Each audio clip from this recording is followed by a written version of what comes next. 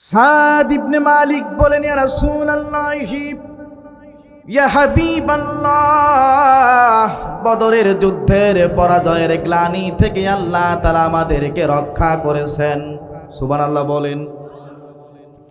ইয়া রাসূলুল্লাহি ইয়া হাবিবাল্লাহ, ওই যে তরবারিটা দেখা যায় বড় পছন্দ আমার, আপনি ওই তরবারিটি আমাকে দান করুন।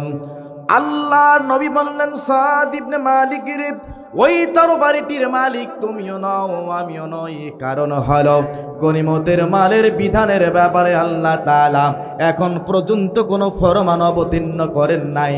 সুতরাং যতক্ষণ পর্যন্ত গনিমতের মালের ব্যাপারে কোনো ফরমান আমি পাবো না, ততক্ষণ পর্যন্ত এই তরবারিটি আমি তোমাকে দিতে পারবো না। জোরে জোরে বলেন মারহাবা। আল্লাহ নবী বলেন, সাদ ইবনে মালিক, তরবারিটি তুমি রেখে দাও। সাদ ইবনে মালিক তরবারিটি রেখে দিয়ে চলে গেলেন। বিড়বিড় করে বলতে লাগলেন, আমি যদি এই তরবারিটি না পাই, কেউ না কেউ পেয়ে যাবে, আর যে পেয়ে যাবে সে আমার মতো বদরের যুদ্ধে ভূমিকা রাখতে পারে নাই। এই কথা তিনি বলতেছিলেন, এমন সময় পিছন দিক থেকে একজন ডাক দিল, ও সাদ ইবনে মালিক, আল্লাহর নবী তোমাকে ডাকতেছেন। সাদ ইবনে মালিক চলে গেলেন, ডাক দিয়া বলি, ইয়া রাসূলুল্লাহ ইয়া হাবিবাল্লাহ, আপনি আমাকে ডাকতেছিলেন কেন? কোন ফরমান অবতীর্ণ হলো নাকি? আল্লাহ নবী বললেন, সাদ ইবনে মালিক রে, যখন তুমি আমার কাছে তরবারিটি চেয়েছিলে তখন পর্যন্ত কোনো ফরমান অবতীর্ণ হয় নাই। এই মুহূর্তে আল্লাহ রাব্বুল আলামিন গনিমতের মালের ব্যাপারে ফরমান অবতীর্ণ করে দিয়েছেন। জোরে জোরে বলেন সুবহানাল্লাহ। আমিন বলেন, ইয়াসআলুনাকা আনিল আনফাল কুলিল আনফালু লিল্লাহি ওয়ার রাসূল। জোরে বলেন আল্লাহু আকবার। ও নবী, লোকেরা আপনাকে গনিমতের মালের ব্যাপারে জিজ্ঞাসা করে, আপনি জানিয়ে দেন গনিমতের মালের অধিকার এখতিয়ার শুধুমাত্র আল্লাহর এবং তার রাসূলের। জোরে বলেন সুবহানাল্লাহ। ফাত্তাকুল্লাহা ওয়াসলিহু যাতা বাইনিকুম, সুতরাং তোমরা আল্লাহ তাআলাকে ভয় করো, তোমাদের নিজেদের ভিতরের মতানৈক্য তোমরা সংশোধন করে নাও। জোরে জোরে বলেন সুবহানাল্লাহ। সূরা আল আনফাল অবতীর্ণের এটি হচ্ছে একটা প্রেক্ষাপট। 2 নাম্বার, হযরত উবাদা ইবনে সামিত রাদিয়াল্লাহু তাআলা আনহু বলেন, বদরের যুদ্ধে আমরা অংশগ্রহণ করলাম। কাফের সৈন্য হচ্ছে 1000, মুসলিম সৈন্য মাত্র 313 জন। আল্লাহর নবী মুসলিম সৈন্যদেরকে 4 ভাগে ভাগ করলেন। কয় ভাগে? কথা বলেন। 1, অশ্বারোহী বাহিনী, যে বাহিনী ঘোড়ায় চড়ে যুদ্ধ করবে। 2, পদাতিক বাহিনী, যারা পায়ের উপর ভর দিয়ে যুদ্ধ করবে। 3, তীরন্দাজ বাহিনী, যে তীর নিক্ষেপ করে শত্রুদেরকে পরাজিত করবে। আল্লাহু আকবার বলেন। 4, পতাকাবাহী বাহিনী, যেই বাহিনী কালেমার পতাকাকে উঁচু করে ধরে বিশ্বনবীর চতুর্দিকে দুর্বৃত্ত প্রাচীর গড়ে তুলবে, যাতে করে কাফেরদের কোনো আক্রমণ বিশ্বনবীর শরীরে লাগতে না পারে। আল্লাহু আকবার বলেন। যুদ্ধ শেষ হয়ে গেল। দীর্ঘক্ষণ যাবত বদরের যুদ্ধ চলল। ইসলামের অস্তিত্ব মর্যাদার লড়াই। আল্লাহু আকবার বলেন। ইসলামের পতাকা সমুন্নত থাকবে কি থাকবে না? ইসলামের আলো এই পৃথিবীতে জ্বলবে কি জ্বলবে না? যার নির্ধারণ হয়েছিল বদরের প্রান্তরে, আল্লাহর নবী 313 জন বাহিনী নিয়ে 1000 কাফিরদের বিরুদ্ধে লড়াই করার পরে যখন কাফেরদেরকে পরাজিত করলো, ৭০ জন কাফের সরদারকে নিহত করল, হত্যা করে ফেলল, আবার ৭০ জন কাফের সরদারকে বন্দী করল। আল্লাহু আকবার বলেন। অসংখ্য গনিমতের মাল অর্জন হল। গনিমতের মাল কি করা হবে? সাহাবাদের ভিতরে মতানৈক্য শুরু হয়ে গেল, দ্বন্দ্ব শুরু হয়ে গেল। অশ্বারোহী বাহিনী বলল, গনিমতের মালের হকদার আমরা বেশি, কারণ হলো আমরা ঘোড়ায় চড়ে যুদ্ধ করেছি, কাফেরদেরকে পরাজিত করতে পেরেছি। যদি আমরা ঘোড়ায় চড়ে যুদ্ধ না করতাম তাহলে আমরা বিজয় অর্জন করতে পারতাম না। এই জন্য গনিমতের মালের হকদার আমরাই বেশি। পদাতিক বাহিনী বলল, আমরা পায়ে হেঁটে অসংখ্য মাইল রাস্তা পায়ে হেঁটে আমরা এসেছি, সুতরাং আমরা কষ্ট করে যুদ্ধ করেছি, গনিমতের মালের হকদার আমরাই বেশি। তীরন্দাজ বাহিনী বলল, আমরা তীর নিক্ষেপ করে শত্রুদেরকে অনেক দূর পর্যন্ত ধাওয়া করে এসেছি, আমরাই গনিমতের মালের হকদার বেশি। আল্লাহু আকবার বলেন। পতাকাবাহী বাহিনী বলল, আমরা কালিমার পতাকা কি উঁচু করে ধরে বিশ্বনবীর চতুর্দিকে দুর্বৃত্ত প্রাচীর আমরা গড়ে তুলেছি, আমরা যদি এই কাজটা না করতাম, কাফেরদের তীরের আঘাত, কাফেরদের তরবারির আঘাত বিশ্বনবীর শরীরে লাগতো, বিশ্বনবী বিপন্ন হয়ে যেত, আমরা বিজয় অর্জন করতে পারতাম না। এই জন্য গনিমতের মালের হকদার আমরাই বেশি। জোরে বলেন আল্লাহু আকবার। সাহাবাদের ভিতরে দ্বন্দ্ব লেগে গেল। আল্লাহু আকবার বলেন। আল্লাহর নবী জানতে পারলেন সাহাবাদের ভিতরে মতানৈক্য চলতেছে, কিভাবে তার সমাধান করা যায়। এমন সময় আল্লাহ রাব্বুল আমিন কাল বিলম্ব না করে জিবরাইলকে পাঠিয়ে দিয়ে গনিমতের মালের ব্যাপারে আয়াত অবতীর্ণ করে দিলেন।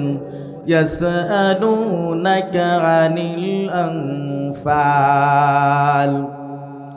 কুলিল আনফালু লিল্লাহি ওয়ার রাসূলি ফাত্তাকুল্লাহা ওয়াসলিহু যাতা বাইনিকুম ওয়া আতিউল্লাহা ওয়া রাসূলাহু ইন কুনতুম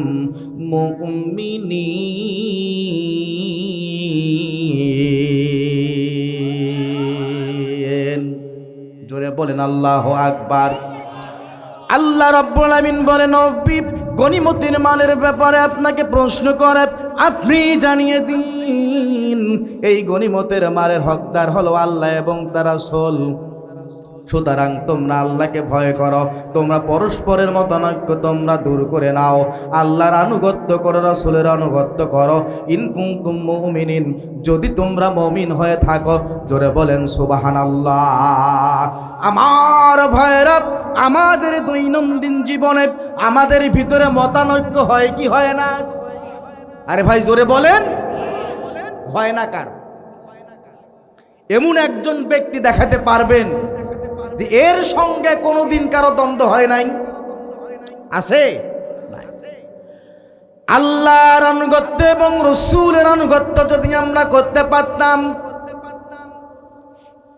ঈমানের দাবিতে যদি আমরা অটল থাকতে পারতাম, তাহলে আমাদের ভিতরে মতানৈক্য হয়ে যেত ঠিকই, কিন্তু যখন আমরা কোরআনের কাছে আসতাম, হাদিসের কাছে আসতাম, আমাদের দ্বন্দ্ব, আমাদের মতানৈক্য নিমিষেই সমাধান হয়ে যেত।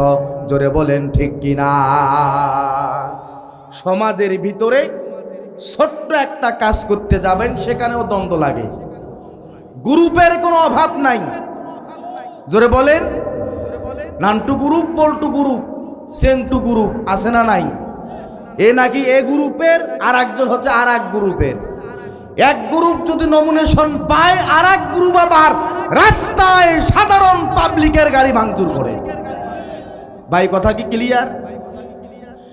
যদি আমরা মুমিন হতাম, যদি আমরা ঈমানের দাবিতে সত্যবাদী হতাম, মুসলমান খেয়াল করুন, এই বাংলাদেশের জমিনে আমরা যারা বসবাস করি আমাদের ইমানটা যদি খাঁটি ইমান হতো তাহলে আমরা কারো ক্ষতি করতে পারতাম না। জোরে বলেন ঠিক কিনা? খায় দায় সান মিয়া, মোটা হয় জব্বার। আরে ভাই কথা বলেন না কেন? কে পাওয়ার পাবে আর কে পাওয়ারে যাবে এটা তো দূরের কথা। টিকিট না পাওয়ার কারণে যদি আপনার আমার গাড়ি ভাঙে, টিকিট পাওয়ার পরে ভাইজান করবেটা কি একটু খেয়াল করেন, খেয়াল করুন। আল্লাহ রাব্বুল আলামিন বললেন তোমরা তোমাদের মতানৈক্য সমাধান করে নাও যদি তোমরা মুমিন হও। মুমিন কাকে বলে একটু খেয়াল করুন মুসলমান। আল্লাহ রাব্বুল আলামিন মুমিনদের পরিচয় তুলে ধরতেছেন, ইন্নামাল মুমিনুনা আল্লাযীনা ইযা যুকিরাল্লাহু ওয়াজিলাত কুলুবুহুম ওয়া ইযা তুলিয়াত আলাইহিম আয়াতুহু যাদাতুহুম ঈমানা ওয়া আলা রাব্বিহিম ইয়াতাওয়াক্কালুন। জোরে বলেন আল্লাহু আকবার।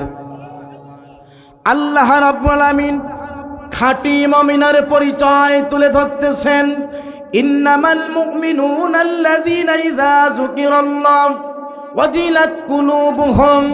আল্লাহ রাব্বুল আলামিন বলেন আমার খাঁটি মুমিন তো তারাই, ইযা যুকিরাল্লাহ, যখন খাঁটি মুমিনদের সামনে আমি আল্লাহ তাআলার নাম নেওয়া হয়, আল্লাহর জিকির যখন করা হয়, ওয়াজিলাত কুলুবুহুম, আমার ভয়ে, আল্লাহর ভয়ে, রবের ভয়ে খাঁটি মুমিনদের অন্তরগুলো থর থর করে কেঁপে ওঠে। জোরে জোরে বলেন সুবহানাল্লাহ।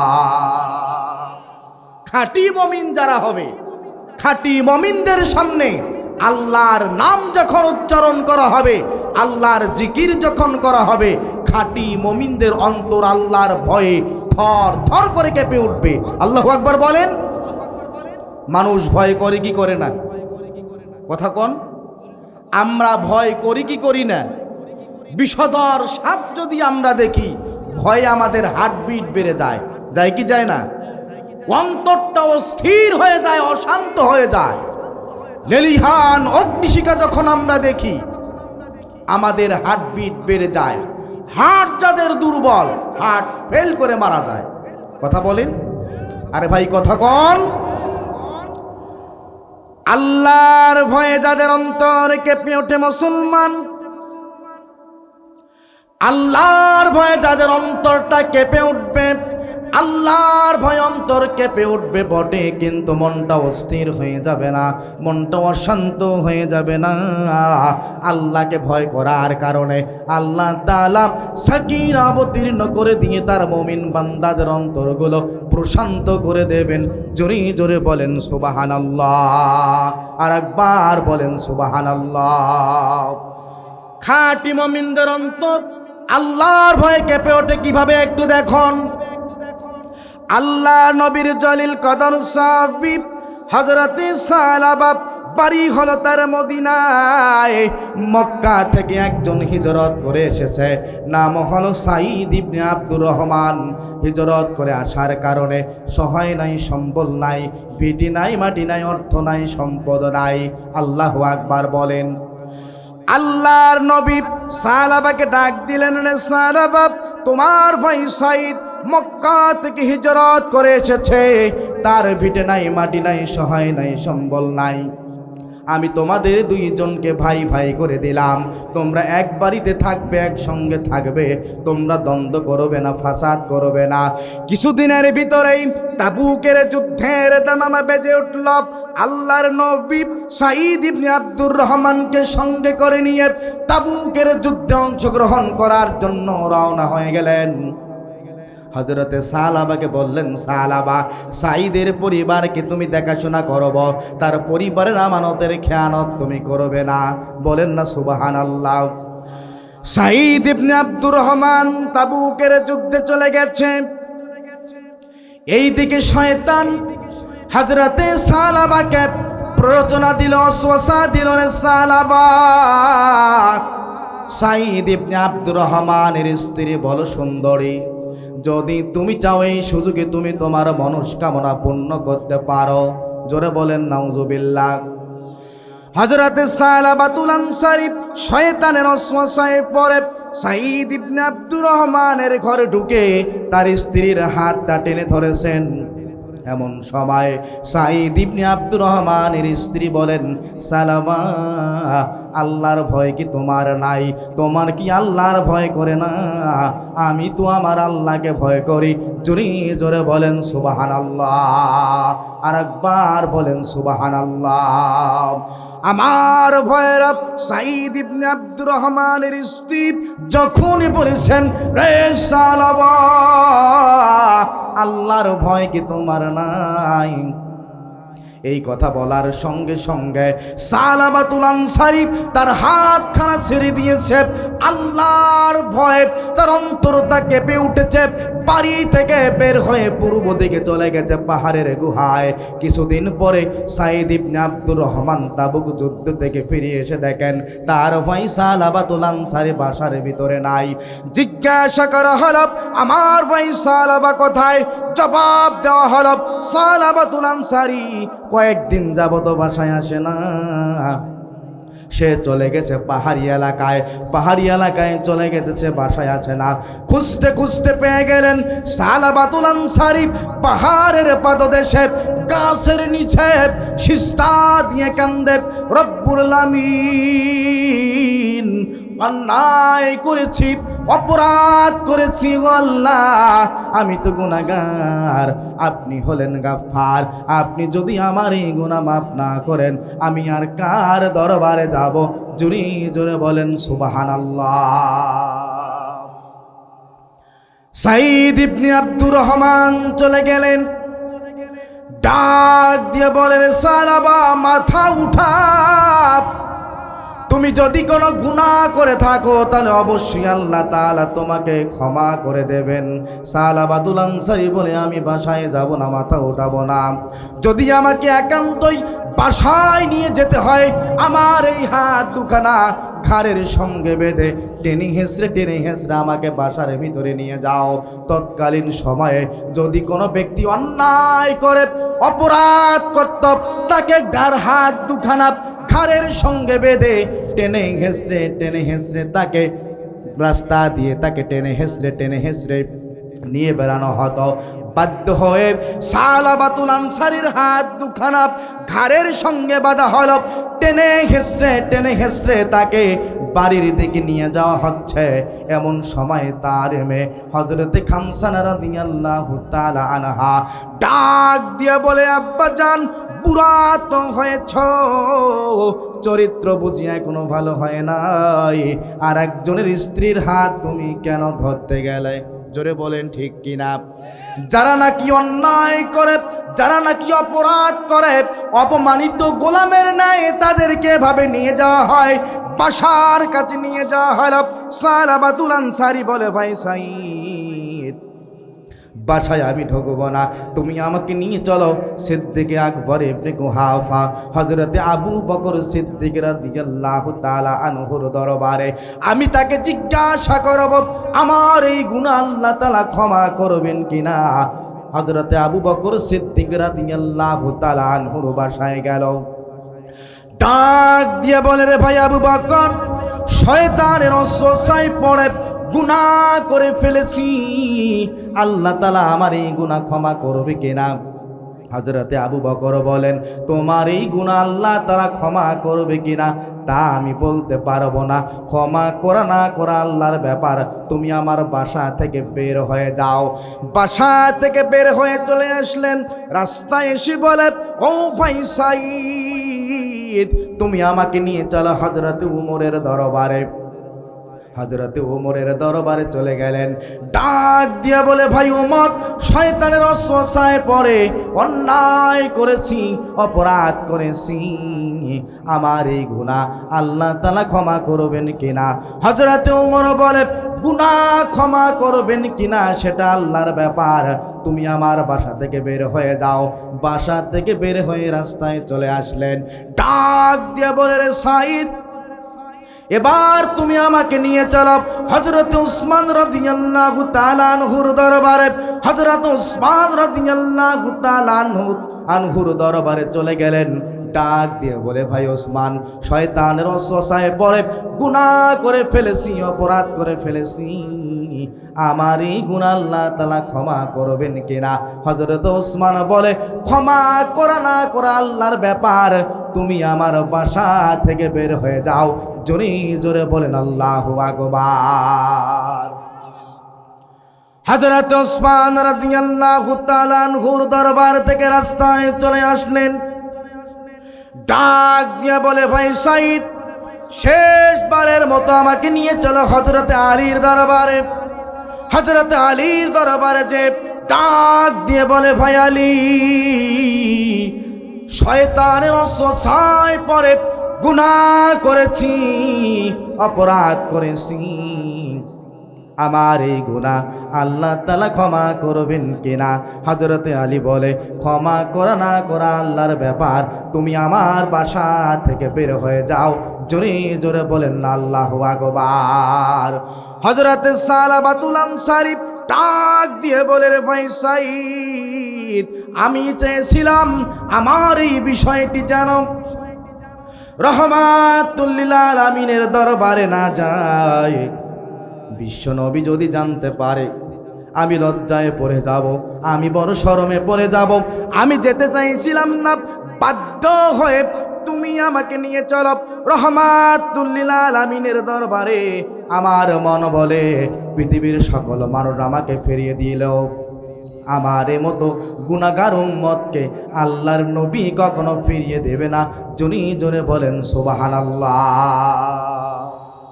বিশ্বনবীর দরবারে চলে গেলেন, ডাক দিয়ে বলিয়ে, রাসূলুল্লাহ, ইয়া হাবিবাল্লাহ, শয়তানের ওয়াসওয়াসায় পড়ে আমি গুনাহ করে ফেলেছি, আমার এই গুনাহ আল্লাহ তাআলা ক্ষমা করবেন কিনা। আল্লাহু আকবার বলেন।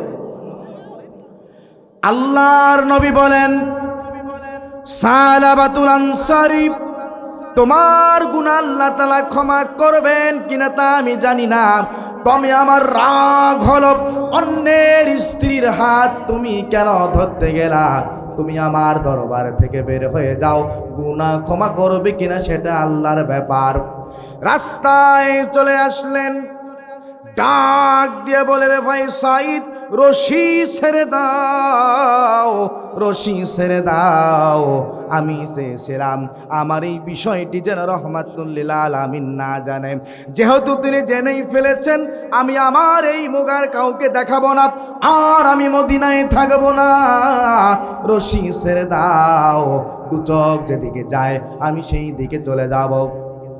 এমন সময় হযরতে খামসানা ডাক দিয়ে বলে, আব্বা, ঘুরে ঘুরে দেখেছি হযরতে আবু বকর আপনার উপরে নারাজ, হযরতে উমর আপনার উপরে নারাজ, হযরতে আলী আপনার উপরে নারাজ, হযরতে ওসমান আপনার উপরে নারাজ, এমন কি আখির নবী রহমাতুল লিল আলামিন বিশ্ব নবী মুহাম্মদ রাসূলুল্লাহ আপনার উপরে নারাজ।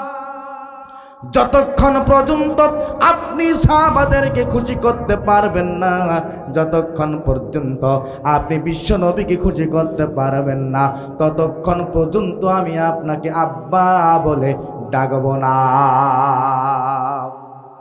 রশি ছেড়ে দাও। সালাবাতুল আনসারী রাদিয়াল্লাহু তাআলা আনহু পাহাড়ি এলাকায় চলে গেলেন। পাহাড়ের গুহায় প্রবেশ করে ডাক দিয়ে বলে, রব্বুল আলামিন, হযরতে আবু বকরের দরবারে গিয়েছি, তিনি বের করে দিয়েছেন। এরপরে আমি হযরতে ওমরের দরবারে গিয়েছি, তিনিও বের করে দিয়েছেন। হযরতে আলীর দরবারে গিয়েছি, তিনি আমাকে বের করে দিয়েছেন। হযরত ওসমানের দরবারে গিয়েছি, তিনিও আমাকে বের করে দিয়েছেন। সর্বশেষ রহমাতুল লিল আলামিনের দরবারে গিয়েছি, তিনিও আমাকে বের করে দিয়েছেন।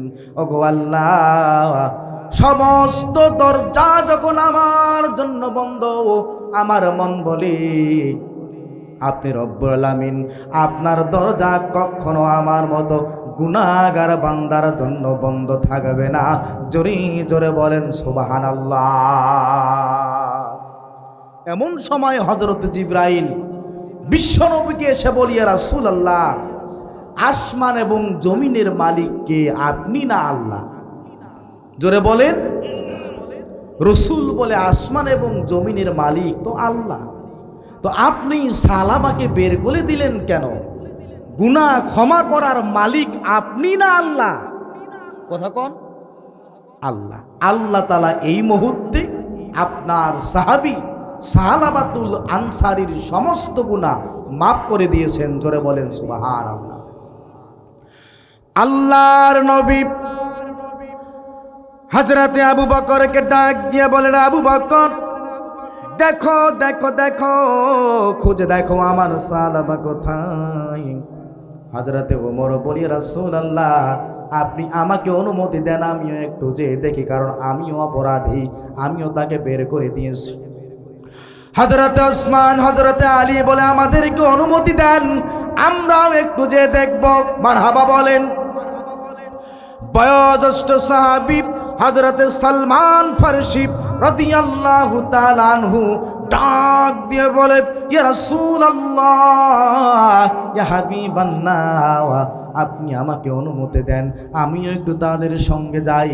আমি হলাম সবার বড়, সবার চেয়ে বয়োজ্যেষ্ঠ সাহাবী।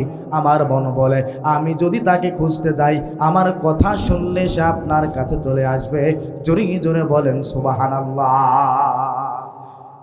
চারজন সাহাবী সালাবাতুল আনসারী সহ পাঁচজন তাকে খুঁজতে থাকলেন।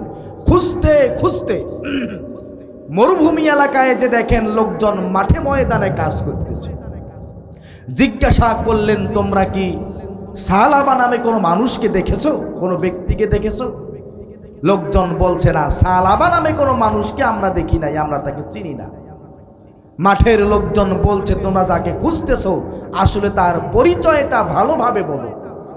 সাহাবায়ে কেরাম বললেন, তার ভালো পরিচয় হচ্ছে, নাম হচ্ছে সালাবাতুল আনসারী, আর সে দিনে রাতে আল্লাহর ভয়ে কান্না করে, জাহান্নামের ভয়ে কান্না করে, কিয়ামতের ভয়ে কান্না করে। জোরে বলেন আল্লাহু আকবার। মাঠের লোকজন বলল, আমরা যখন সারা দিন কাজ করার পরে সন্ধ্যায় যখন আমরা বাসায় ঘুমাতে যাই, আমাদের কানে শব্দ আসে, ওই যে পাহাড়ের গুহায় একজন ব্যক্তি বিকট আওয়াজে কান্না করে, এমন বিকট আওয়াজে কান্না করে, তার কান্নার কারণে আমরা ঘুমাতে পারি না। আমাদের মনে হয় তোমরা যাকে খুঁজতেছি ওটাই তো আমাদের সালাবাতুল আনসারী হবে। জোরে জোরে বলেন না সুবহানাল্লাহ। হযরতে আবু বকর, হযরতে উমর, হযরতে উসমান, হযরতে আলী, হযরতে সালমান ফারসি পাহাড়ের গুহায় চলে গেলেন। গভীর রাত্রি, কুটকুটে কালো, নিকশ কালো, গাঢ় কালো রাত্রি, যে দেখেন সালাবাতুল আনসারী পাহাড়ের গুহায় সিজদা দিয়ে কান্না করে, রব্বুল আলামিন, তুমি যদি আমাকে ক্ষমা না করো গো আল্লাহ, পৃথিবীর এমন কোনো জায়গা নাই, পৃথিবীর এমন কোনো দরজা নাই, পৃথিবীর এমন কোনো দরবার নাই যেই দরবারে আমি যে আমার গুনাহ মাফ করে নিতে পারবো। ও আল্লাহ, আমি হলাম গুনাহগার, আপনি হলেন গফফার। আপনার গফফার নাম ধারণ করে আমার মতো গুনাহগারকে আপনি ক্ষমা করে দেন। জোরে জোরে বলেন সুবহানাল্লাহ।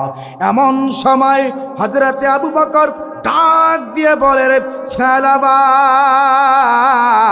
আর কান্না করতে হবে না, মাথা উঠা, মাথা উঠা, আল্লাহ তাআলা তোমার জীবনের সমস্ত গুনাহ মাফ করে দিয়েছেন। জোরে জোরে বলেন সুবহানাল্লাহ। হযরত সালাবাতুল আনসারী বলেন, গাঢ় কালো অন্ধকারে কাউকে তো চেনা যায় না, তবে কণ্ঠ শুনে বুঝতে পেরেছি তুমি আবু বকর, তোমার কথায় আমি যাব না, তুমি না আমাকে তোমার বাড়ি থেকে বের করে দিয়েছ। এমন সময় হযরত ওমর বলে, ও সালাবা, মাথা উঠা, আর কান্না করতে হবে না, আল্লাহ তাআলা তোমার জীবনের সমস্ত গুনাহ মাফ করে দিয়েছেন। জোরে জোরে বলেন সুবহানাল্লাহ। হযরত সালাবাতুল আনসারী সিজদা থেকে মাথা উঠালেন। হযরত সালাবাতুল আনসারী সব এই 5 জন সাহাবী রওনা করলেন মদিনার দিকে। হেঁটে হেঁটে মদিনায় যখন তারা প্রবেশ করলেন, তখন মসজিদে নববীর ভিতরে হযরত বেলাল ফজরের আজান দিচ্ছে। জোরে বলেন সুবহানাল্লাহ। আল্লাহ নবীর ইমামতিতে ফজরের নামাজ শুরু হয়েছে। ওযু সেরে সালাবাতুল আনসারী সহ সাহাবায়ে কেরাম নামাজে শামিল হয়ে যাবেন। এমন সময় আল্লাহ নবী নামাজে তেলাওয়াত করলেন, আলহাকুমুত তাকাসুর। এই শব্দ শোনার সঙ্গে সঙ্গেই সালাবাতুল আনসারী বিকট একটা শব্দ করল। সাহাবায়ে কেরাম নামাজের ভিতরে ভয় পেয়ে গেছেন। এমন শব্দ করে কে? আল্লাহ নবী আবার তেলাওয়াত করলেন, হাত্তা জুরতুমুল মাকাবিরা। জোরে বলেন আল্লাহু আকবার। আর একটা শব্দ হয়ে গেল। সাহাবায়ে কেরাম নামাজের ভিতরে ভয়ে থরথর করে কাঁপতে লাগলেন। এরকম বিকট শব্দ কোথা থেকে আসতেছে? আল্লাহর নবী তাড়াতাড়ি করে নামাজ শেষ করলেন। সালাম 2 দিকে শেষ করার পরে পিছনে তাকিয়ে দেখেন হযরত সালাবাতুল আনসারী মাটিতে গড়াগড়ি দিয়ে চিৎকার করতেছে। আল্লাহর নবী সালাবাতুল আনসারীকে ডাক দিয়ে বলে, ও সালাবা, তুমি আমার সালাবাতুল আনসারীর পালস পরীক্ষা করো, তার হার্ট পরীক্ষা করো। সালাবাতুল আনসারীর পালস পরীক্ষা করা হলো, হার্ট পরীক্ষা করা হলো।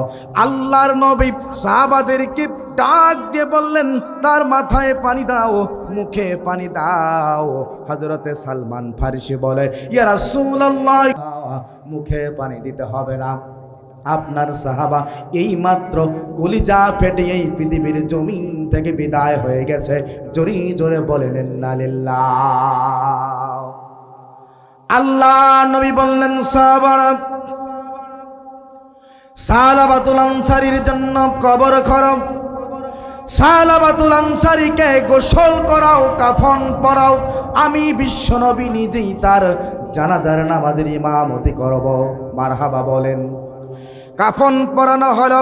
জানাজার জন্য যখন নিয়ে যাওয়া হচ্ছে, আল্লাহ নবী পায়ের উপরে ভর দিয়ে হাঁটতে পারতেছেন না। পায়ের পাতার উপরে, আঙ্গুলের উপরে ভর দিয়ে দিয়ে তিনি হাঁটতেছেন। হযরত ওমর বলে, ইয়া রাসূলুল্লাহ, ইয়া হাবিবাল্লাহ, আপনি এভাবে হাঁটতেছেন কেন? আপনার তো কষ্ট হয়, আপনি পুরো পায়ের পাতা কেন ফেলতেছেন না গো রাসূল? আল্লাহ নবী বলে, ওমর, হযরতে সালাবাতুল আনসারীর উপরে আল্লাহ রাব্বুল আমিন এত বেশি খুশি হয়েছেন, যার কারণে তারা জানাজার নামাজে আল্লাহ তাআলা এত বেশি রহমতের ফেরেশতা পাঠিয়ে দিয়েছেন। পুরো এরিয়া ফেরেশতা দিয়ে পরিপূর্ণ হয়ে গেছে। আমি পায়ের পাতার উপরে ভর দিতে পারতেছি না, এই জন্য আমি আঙ্গুলের উপরে ভর দিয়ে দিয়ে হাঁটতেছি। জোরে জোরে বলেন সুবহানাল্লাহ। হযরত সালাবাতুল আনসারীর জানাজা করা হবে। নিথর দেহ পড়ে আছে। এমন সময় হযরতে খামসানা রাদিয়াল্লাহু তাআলা আনহা দৌড়ে এসে আব্বাকে জড়িয়ে ধরে বলল, আব্বা, অন্যায় করেছি, অপরাধ করেছি গো আল্লাহ। আজকে আমার আব্বা তো দুনিয়া থেকে বিদায় নিয়ে গেল গো আল্লাহ। আমি আজকে থেকে আর কাকে আব্বা বলে ডাকে দেব? রহমতের নবী বলেন, মদিনাওয়ালা নবী বলেন, ও খামসানা, কান্না করো না, তোমার কান্না আমি সইতে পারি না। তোমার আব্বা পৃথিবী থেকে বিদায় নিয়েছে বটে, কিন্তু রহমাতুল লিল আলামিন আজও পর্যন্ত এই পৃথিবীতে বেঁচে আছে। আজকে থেকে আমি তোমার আব্বা হয়ে গেলাম। জোরে জোরে বলেন সুবহানাল্লাহ। আরেকবার বলেন সুবহানাল্লাহ। ভাইরা আমার খেয়াল করো, নজিলাত কোনো বহম বলছিলাম।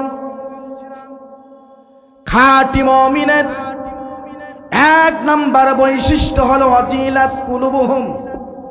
খাঁটি মুমিনদের সামনে আল্লাহর নাম যখন উচ্চারণ করা হয়, আল্লাহর নাম যখন স্মরণ করা হয়, খাঁটি মুমিনদের অন্তরটা আল্লাহর ভয়ে থরথর করে কেঁপে ওঠে। আমরা সকলে খাঁটি মুমিন হতে রাজি আছি তো? জোরে বলেন আছি তো? হাত তোলেন। লিল্লাহে তাকবীর, নারায়ে তাকবীর। আল্লাহ তাআলা তাকিয়ে দেখো তোমার এই বান্দাদেরকে। আল্লাহ তুমি তোমার দরবারে খাঁটি মুমিন হিসেবে আল্লাহ তুমি কবুল আর মঞ্জুর করে নেন। জোরে বলেন আমিন, আল্লাহুম্মা আমিন। রব্বানা যালামনা আনফুসানা ওয়া ইল্লাম তাগফির লানা ওয়া তারহামনা লানাকুনান্না মিনাল খাসিরিন। রব্বানা লা তুজিগ কুলুবানা বা'দা ইয হাদাইতানা ওয়া হাব লানা মিন লাদুনকা রাহমাতান ওয়া হায়্যি লানা মিন আমরিনা রাশাদা। আয় আল্লাহ তাআলা, 2 দিন ব্যাপী তাফসীরুল কোরআন মাহফিলের আজকের এই সমাপনী রজনীতে শত শত জনতা নিয়ে তোমার কোরআনুল কারীমের যতটুকু আলোচনা করা হলো, এর হাদিয়াটুকুন লক্ষ লক্ষ কোটি কোটি গুণে বৃদ্ধি করে দিয়ে আখির নবী মুহাম্মদ রাসূলুল্লাহ সাল্লাল্লাহু আলাইহি ওয়াসাল্লামের রূহ মুবারকে পৌঁছিয়ে দাও।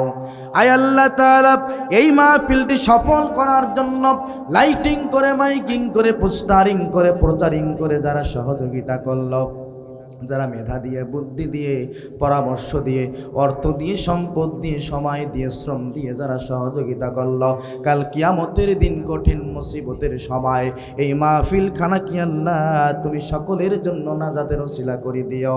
আয় আল্লাহ তাআলা, আমাদের অনেকের পিতা মাতা, দাদা দাদি, নানা নানি, শ্বশুর শাশুড়ি, আত্মীয় স্বজন পৃথিবীর জমিন থেকে বিদায় হয়ে গেছে।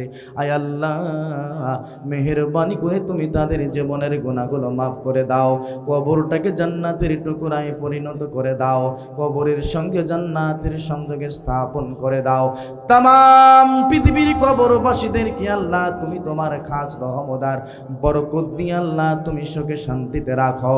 আয় আল্লাহ তাআলা, আজকের এই মাহফিলের সভাপতিকে তুমি কবুল আর মঞ্জুর করে নাও। প্রধান অতিথিকে তুমি কবুল আর মঞ্জুর করে নাও। আয় আল্লাহ তাআলা, এই মাদ্রাসা এবং মাহফিল কমিটির নেক মাকসাদ তুমি পূর্ণ করে দাও। মা বোনেরা এসেছেন, মা বোনদের নেক মাকসাদ পূর্ণ করে দাও। নিঃসন্তানীকে সন্তান দাও। আয় আল্লাহ তাআলা, স্বামী সরকারে বরকত তুমি আজিল করে দাও। রব্বি জিদনি ইলমান নাফিয়ান ওয়ারযিকনি হালালান তাইয়্যিবা। রব্বিরহামহুমা কামা রব্বায়ানি সগীরা। রব্বিরহামহুমা কামা রব্বায়ানি সগীরা।